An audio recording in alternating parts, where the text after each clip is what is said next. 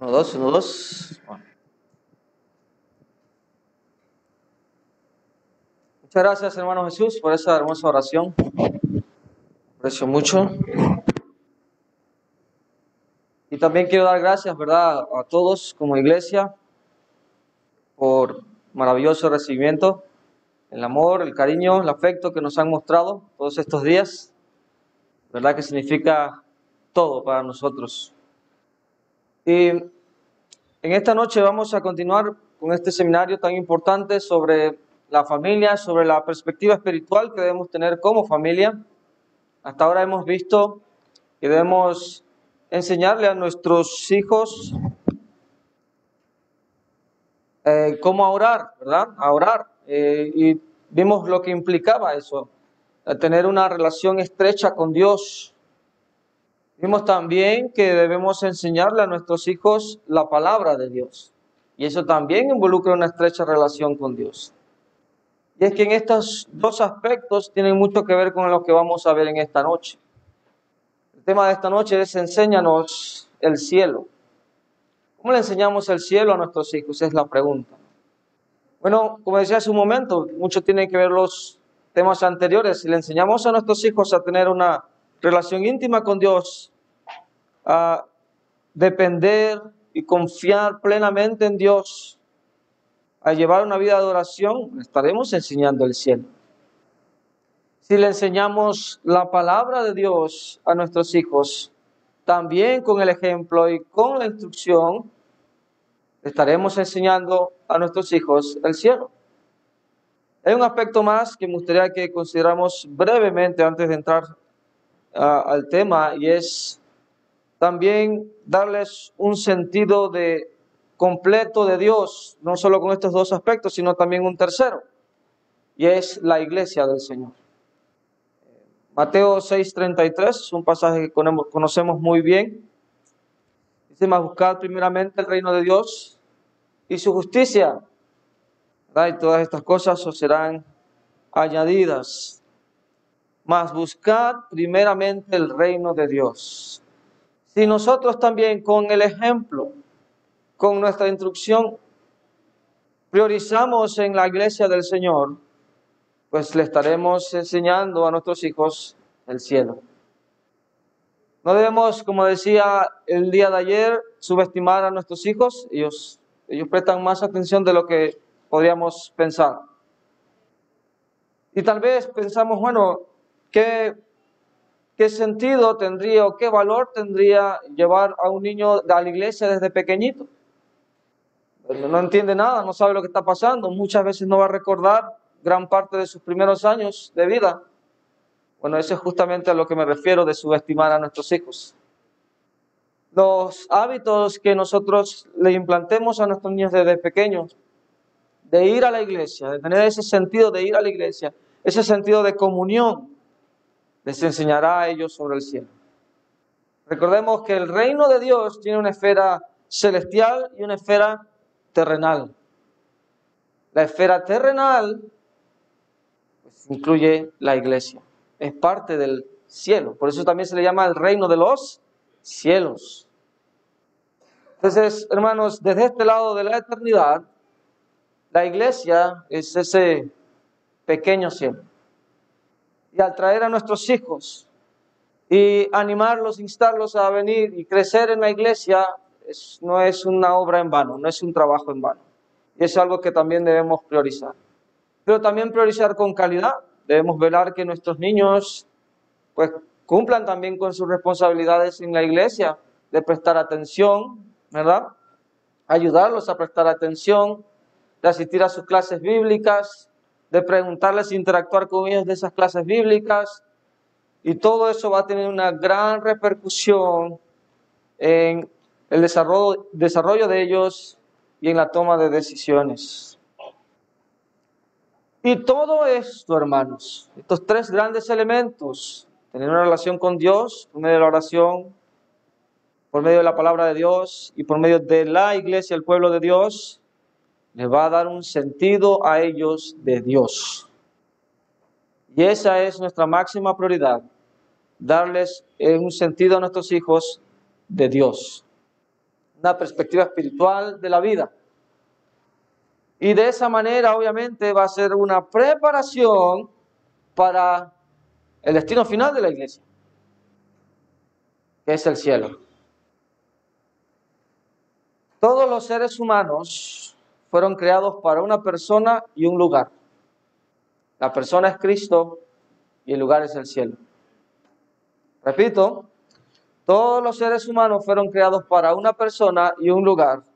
Cristo es la persona y el cielo es el lugar. Veamos a Mateo 19:14. A ir comenzando nuestro tema. Enséñanos el cielo.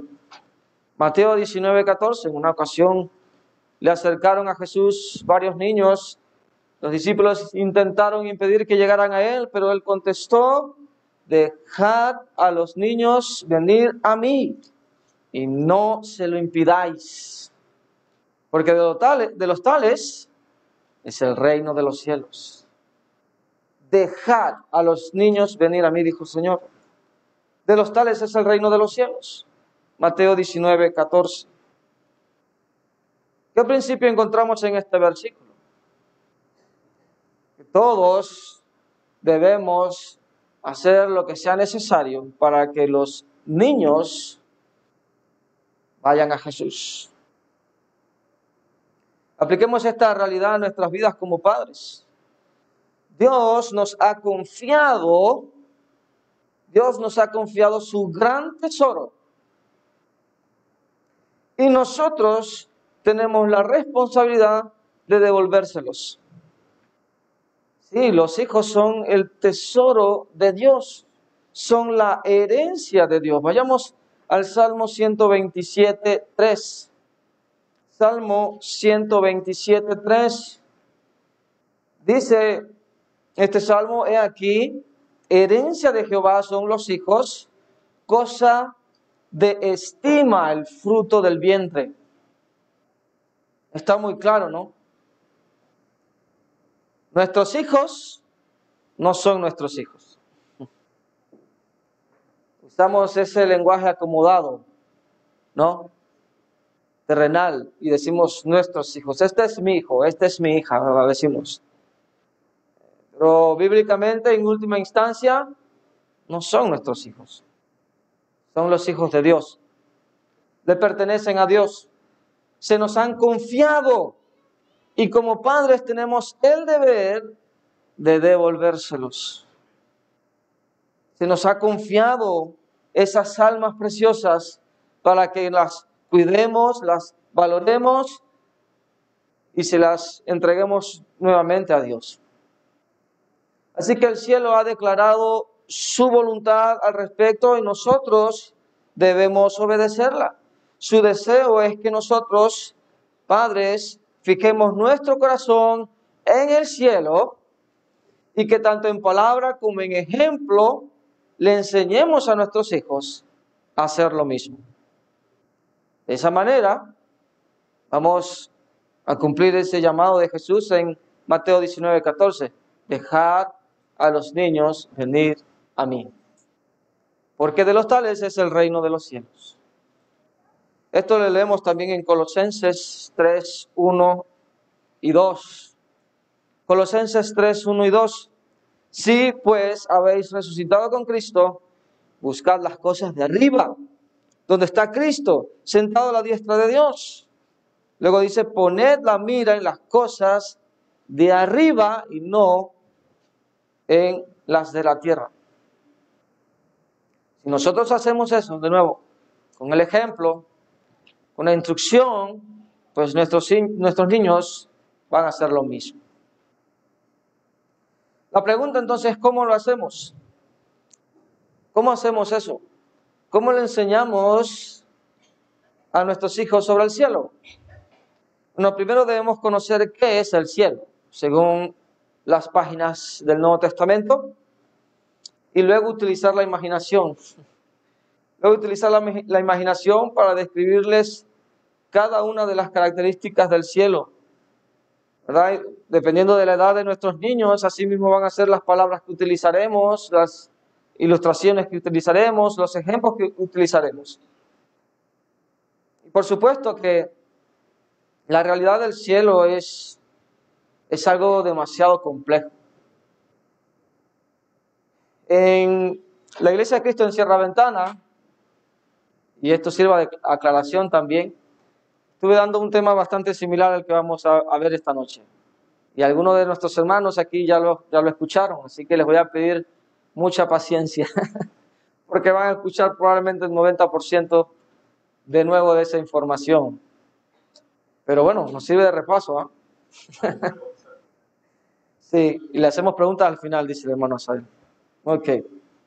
Pero decíamos que la realidad del cielo es algo demasiado complejo y que no es que el apóstol Juan no haya podido describirnos el cielo en el libro de Apocalipsis, o que Dios haya sido incapaz a través del lenguaje de darnos a entender cómo es el cielo. No se trata de eso, sino más bien de que nosotros los seres humanos somos incapaces de comprender la realidad del cielo en su plenitud. Y por eso Dios tuvo que utilizar figuras terrenales para darnos a entender cómo es el cielo. Pero ¿quién ha visto el cielo? ¿Hay algún ser humano que haya visto el cielo? No. Entonces obviamente Dios utiliza de nuevo figuras terrenales para darnos una idea de cómo será el cielo. Entonces con esto en mente, entendemos que incluso para nosotros los adultos, la realidad del cielo es algo complejo, es algo que seguimos madurando en nuestra vida cristiana. Cada vez aprendemos más y más sobre el cielo al estudiar la palabra de Dios. Así que, teniéndose en cuenta, no deberíamos contrariarnos. No deberíamos contrariarnos con respecto a que nuestros hijos entiendan estos conceptos tan complejos a temprana edad. Pero de nuevo requiere que nos ilustremos y estudiemos para saber qué responderles, porque ya sabemos cómo son los niños, ¿no? Adolescentes también y aún más, nos van a preguntar, nos van a hacer preguntas difíciles y debemos saber responder.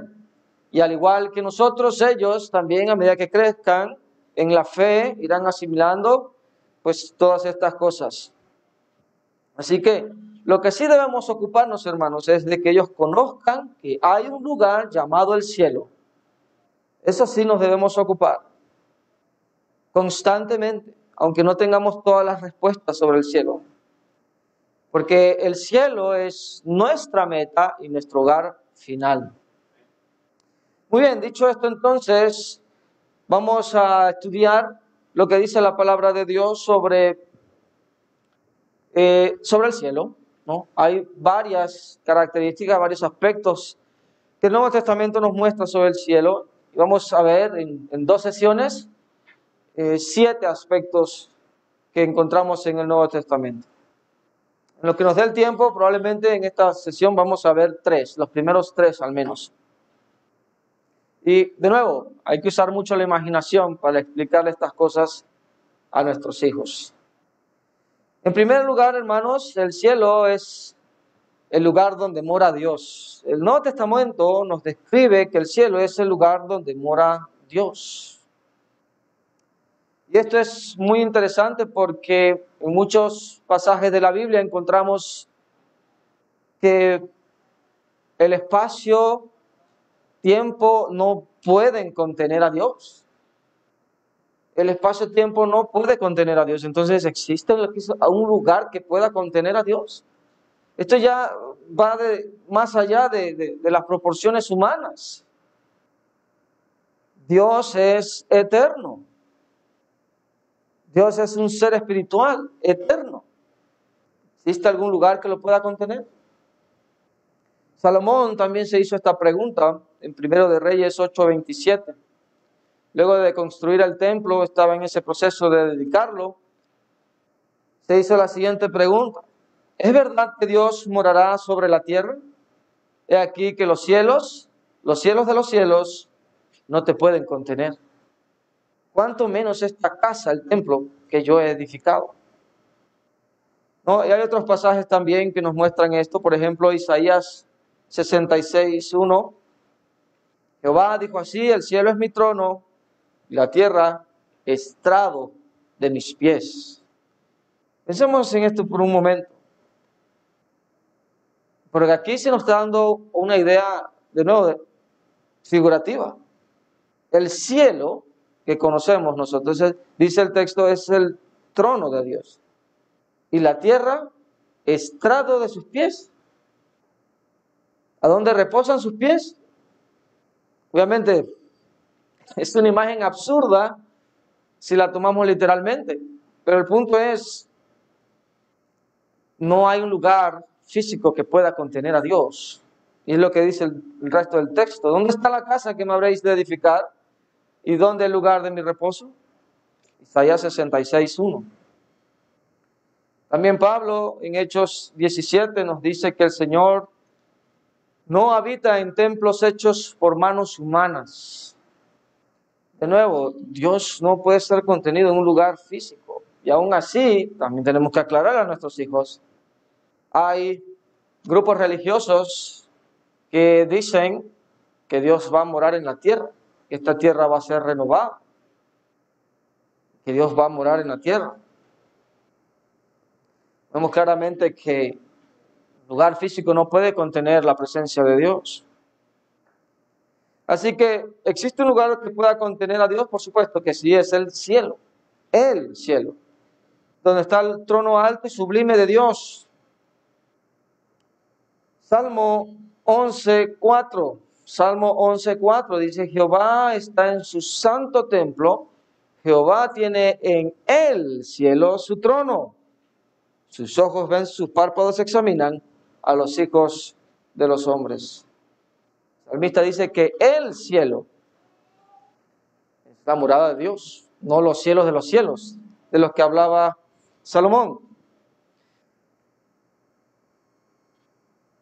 Así que el cielo es el lugar donde mora Dios, es el lugar entonces más especial, porque en ese lugar habita el ser más especial.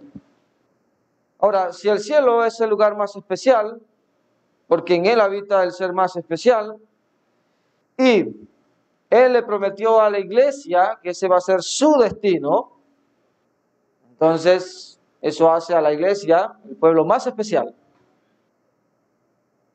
Y esto es maravilloso.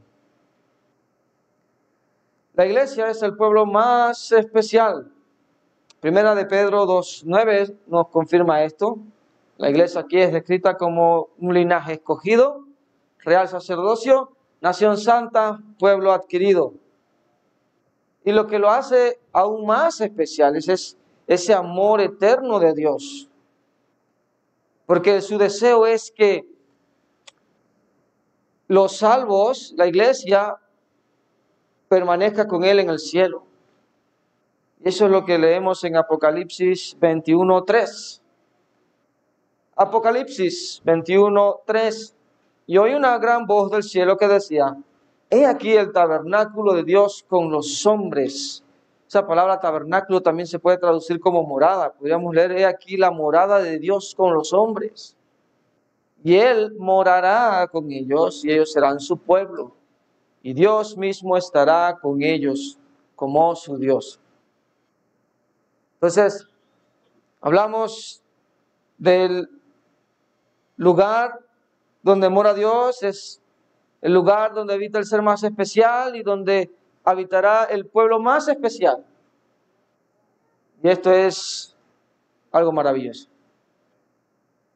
Imagínense cómo será el lugar en donde mora Dios, donde puede morar literalmente Dios, con ese pueblo especial. Ahora, desafío, ¿cómo le explicamos esto a nuestros niños? Especialmente los primeros años de vida. Pues evidentemente, no es fácil.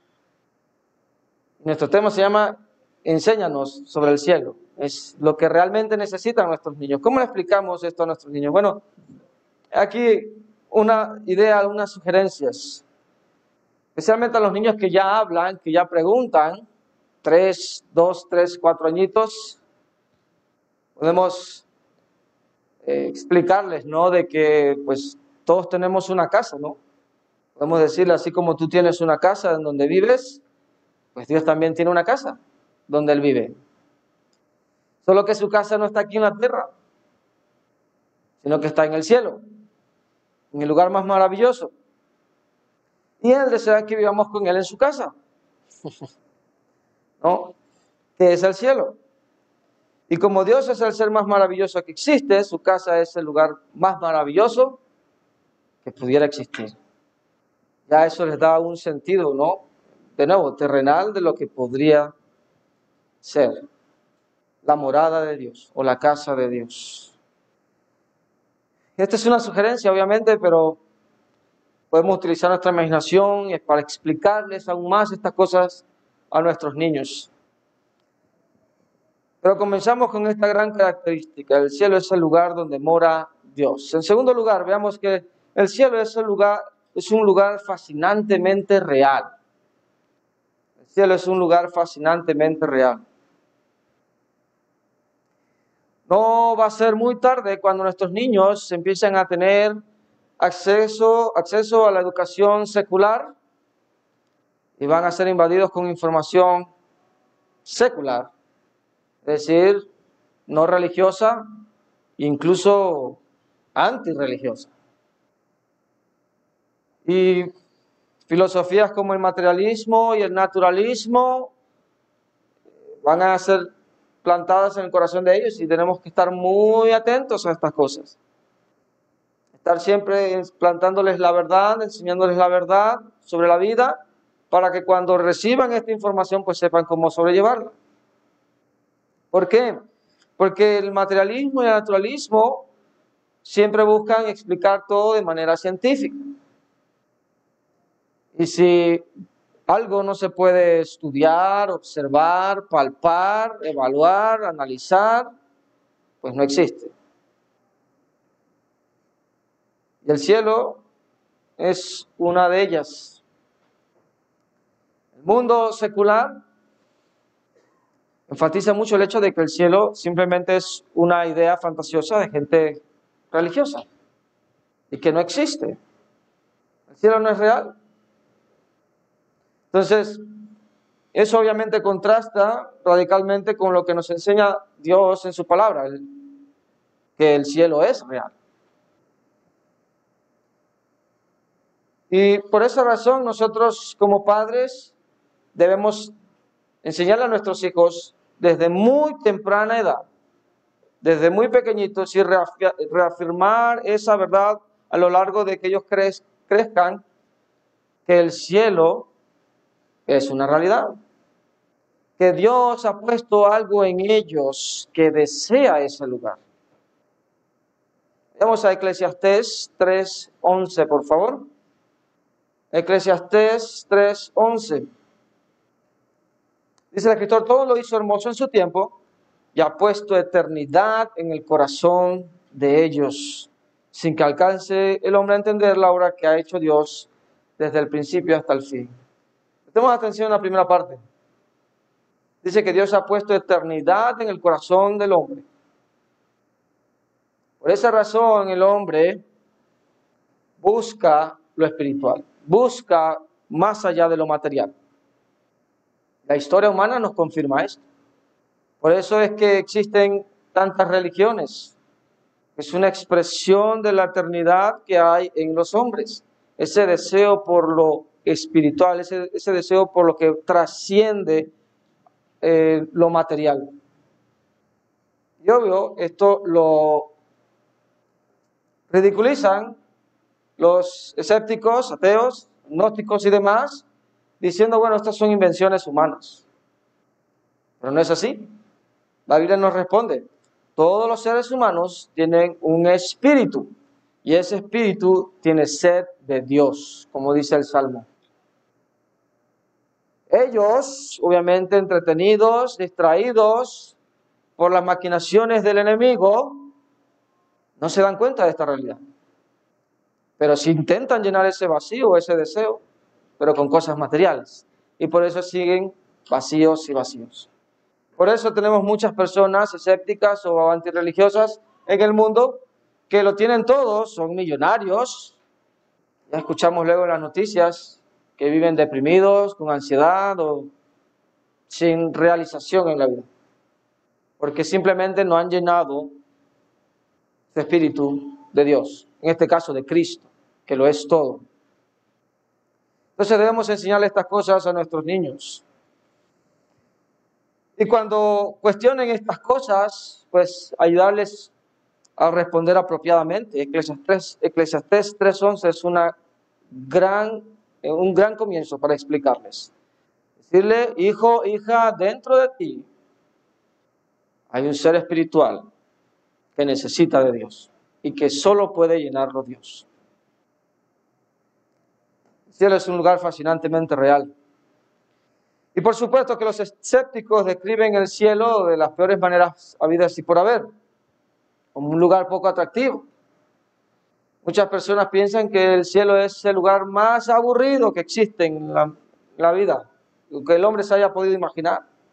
Personas que dicen que en el cielo, pues las personas simplemente se la pasarán tocando el arpa por la eternidad, no harán más nada que eso. Y pintan como algo aburrido. De hecho, hay una caricatura que le pedí al hermano que nos las proyectara, a ver si la tenemos por allí, de un autor llamado Gary Larson, que fue publicada en 1985. ¿No la tenemos? No, ok. Pero básicamente se las describo, ¿no? Es una imagen, una caricatura que pese a que fue publicada en 1985, se ha hecho muy popular con el tiempo.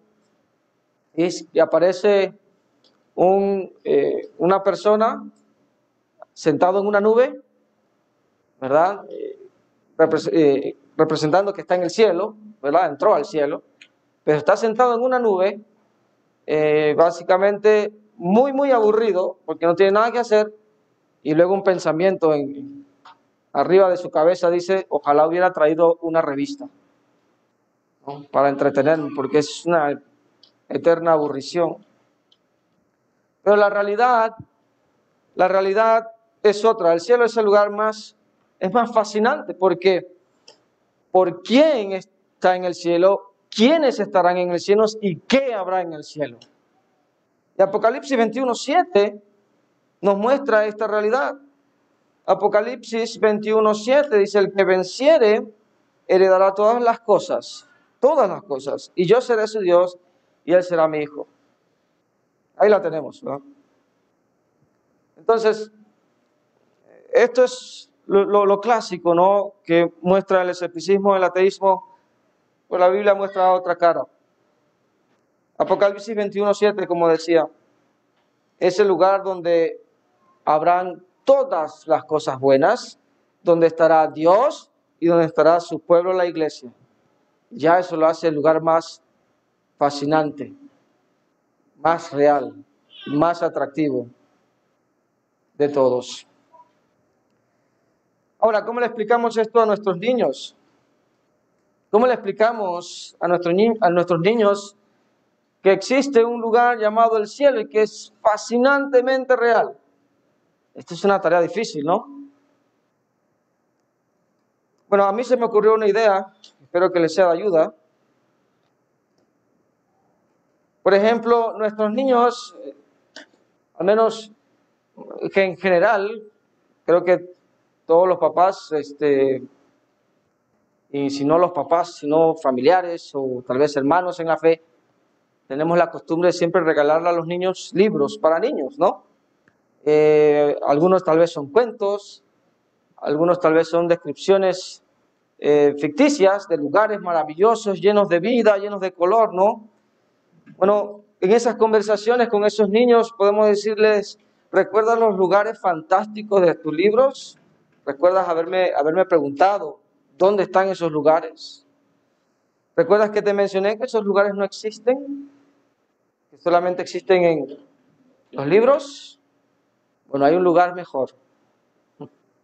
Hay un lugar mejor que esos maravillosos lugares que ves en tus libros. Es el cielo. Es la casa de Dios. Y es un lugar de verdad. Y es un lugar al que podemos ir si nosotros obedecemos a Dios, ¿no?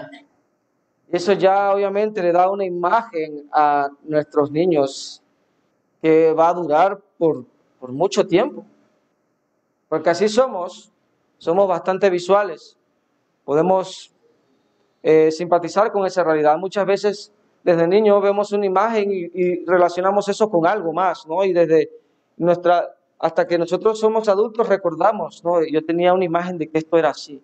No, nosotros podemos imprimir esa realidad en nuestros niños. ¿Ves este lugar maravilloso aquí?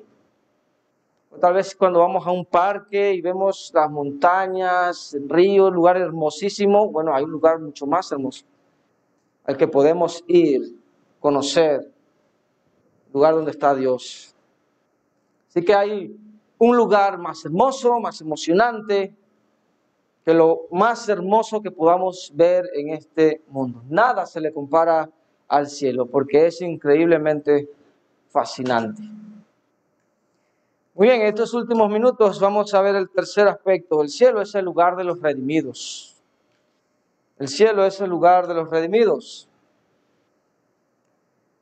Los redimidos son aquellos que han obedecido el Evangelio. Especialmente la palabra redención quiere decir que alguien ha sido comprado y liberado. Esa es la idea, alguien que ha sido comprado y liberado.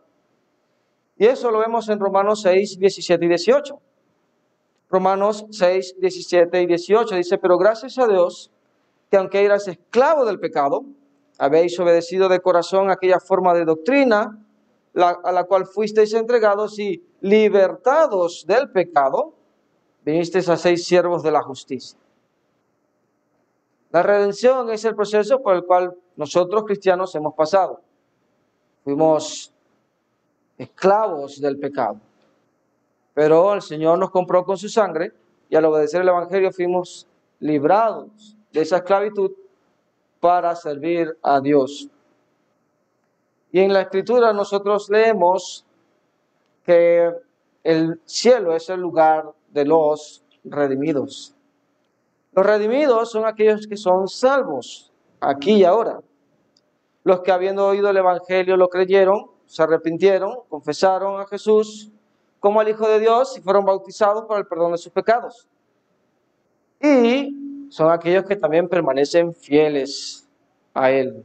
Eso lo vemos en Hechos 2, 41 y 42, el ejemplo de los primeros cristianos. Dice así que los que recibieron su palabra fueron bautizados y se añadieron aquel día como 3,000 personas. Y luego dice el 42, y perseveraban en la doctrina de los apóstoles. Redimidos, y comienzan a vivir vidas redimidas, perseverando en la voluntad de Dios. Entonces eso nos muestra que el cielo es el lugar de los obedientes. Los redimidos son los que obedecieron y siguen obedeciendo. Y ellos van a recibir ese gran galardón eterno en el cielo. Y esta gran relación la vemos también en Apocalipsis. Vayamos a Apocalipsis 22, 14. Apocalipsis 22, 14. Los redimidos, los salvos, los obedientes, son personas bienaventuradas. Es decir, personas felices, dichosas, afortunadas. Dice, bienaventurados los que lavan sus ropas para tener derecho al árbol de la vida. Esta es una referencia a los redimidos. Los redimidos son los que lavan sus ropas. ¿Y qué hace eso? Los hace tener derecho al árbol de la vida, es decir, al cielo, a la vida eterna. Y notemos esto, ellos son bienaventurados porque tendrán entrada a la vida eterna en los cielos. ¿Okay? Pero ¿por qué razón? El texto nos responde que es porque ellos lavan sus ropas. No dice porque lavaron sus ropas en el pasado. No es así. Sí tenemos la falsa noción de que se ha propagado lamentablemente, una vez salvos, siempre salvos, o una vez bautizados, siempre salvos. Pues este versículo lo refuta. No dice aquí que ellos son bienaventurados porque tendrán entrada a la vida eterna en los cielos porque lavaron sus ropas pasado. Como tal vez haciendo referencia al bautismo. No dice eso. Dice porque lavan sus ropas. Es un verbo presente y obviamente indica una acción continua. Lo mismo que decíamos en antes, una vez redimido, la persona debe vivir vidas redimidas. Una vez obedeció el Evangelio, debe vivir en obediencia. Entonces, de esa manera, lavamos, presente continuo, nuestras ropas. Pero un comentario de este pasaje bien lo podemos encontrar en Primera de Juan 1:7.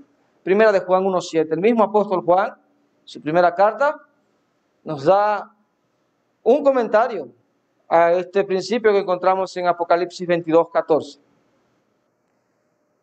Primera de Juan 1:7 dice, pero si andamos en luz, como Él está en luz, tenemos comunión unos con otros, y notemos, la sangre de Jesucristo nos limpia, presente continuo, de todo pecado. Si nosotros vivimos vidas redimidas, si nosotros vivimos en obediencia, si nosotros caminamos en la luz, que es exactamente lo mismo, vamos a continuar lavando nuestras ropas. Y eso es solamente posible en Cristo. Eso solamente es posible por la redención. Entonces, el cielo es el lugar de los redimidos. Los que viven vidas redimidas. Ahora, ¿cómo le explicamos eso a nuestros niños? Es aquí el reto nuevamente. Y aquí encontramos un término complejo. Redención, redimidos. Eso no es algo que usamos todos los días, ¿no? Cada mañana no le decimos a nuestros hijos, buenos días. ¿Has pensado en la redención? ¿Verdad? Es un término que usamos a diario. Pero entendiendo el concepto podemos explicárselo a nuestros niños. Podemos explicar esto a nuestros hijos también, ya jóvenes, adolescentes o adultos. Y esta es una sugerencia. El pecado es una mala acción y es como una mancha en una ropa blanca o como manchas en una ropa blanca que no se puede quitar. No hay nada en este mundo que pueda quitar esas manchas. No hay detergente ni jabón humano que pueda limpiar esas manchas. Es el pecado. Pero hay una sola persona que puede quitar esa mancha del pecado. Y esa persona es Jesús. Entonces, una persona redimida es una persona bautizada, a quien Dios le ha quitado sus manchas. Y que luego es obediente a Jesús. Eso, hijo o hija, es una persona redimida. Entonces, las personas que lavan sus manchas son los que van al cielo. Una manera que podríamos explicar a nuestros hijos esta maravillosa realidad. Hermanos, espero que esto haya sido de gran ayuda. Seguiremos en la siguiente sesión. Muchas gracias por su atención.